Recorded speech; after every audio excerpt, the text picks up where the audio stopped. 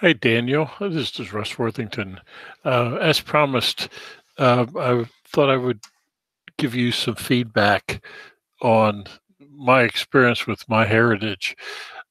Based on the webinar that Geoff did with conversations with two people from MyHeritage on DNA matching, I'm going to use that experience, which was very positive, and I'll show you that in a second.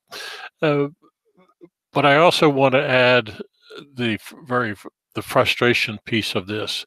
Now, I am on my DNA and I did my DNA matches.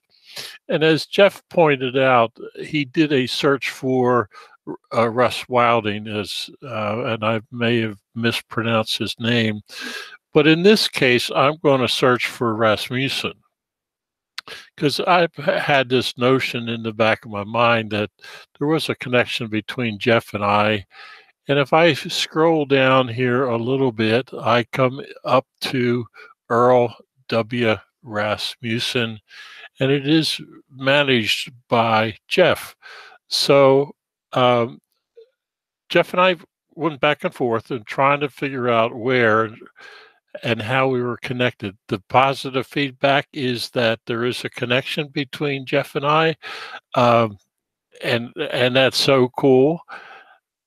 But here's where the frustration comes in, and again, this is probably operator error, and I'll certainly admit that because I know I'm missing something. So I'm going to view the tree, and uh, it's a private tree, which is great, and I acknowledge that, and I'm going to not request membership at this point on, and Geoff and I have been back and forth several times on trying to figure out where we're connected.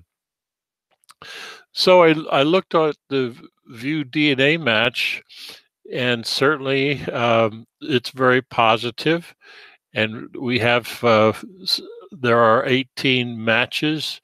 The problem is that if I'm going down and look at the names of the people that are common with DNA matches between the two, I don't see any names, any surnames that I'm familiar with. English certainly would be mine, as with Geoff's. So, and there is the match that we have. So we know we're confident that we know where it is. So Geoff and I went back and forth a couple of times through the email system to try to figure out where we might have that contact or where we might be related. And that's where the frustration is. I cannot, because I cannot, I am assuming that my next thing would be to request permission to view the tree or join the tree. Um, but in this case, I'm not going to do that. I have suggested that Geoff join my tree. He may say, well, he may tell me to go invite him. One of the frustrations was that I have no way to invite Geoff to my tree, which would have been my preference. I would have said, Geoff, we've got this thing in common. Where might it be? Where might our connection be? So I would have invited Geoff to my tree, but I cannot. I've not. I've spent a couple hours searching for how to invite Geoff to my heritage tree. Certainly, he can ask to join mine, and I can, in fact, ask to join his. So I understand that. My frustration is I would think that if I have a DNA match like this with a friend, let alone somebody you don't know, the fact that I know Geoff, I would invite him to my tree. I do not have the ability to do that. And I have not been able to find a way to figure out how we might be related. Now, he and I did share surnames and locations and time frames, which are possible. Geoff, based on what he knows about his tree, gave me a list of surnames, and I went through the surnames, and only one is one that I found in my tree.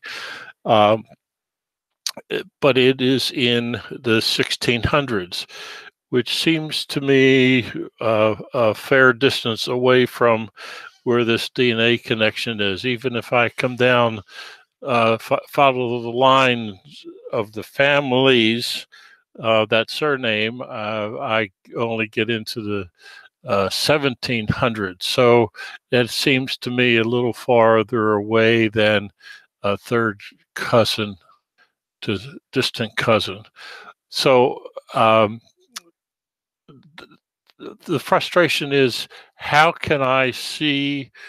I've made the contact, and I'm guessing that that is what MyHeritage is suggesting, that you make that contact.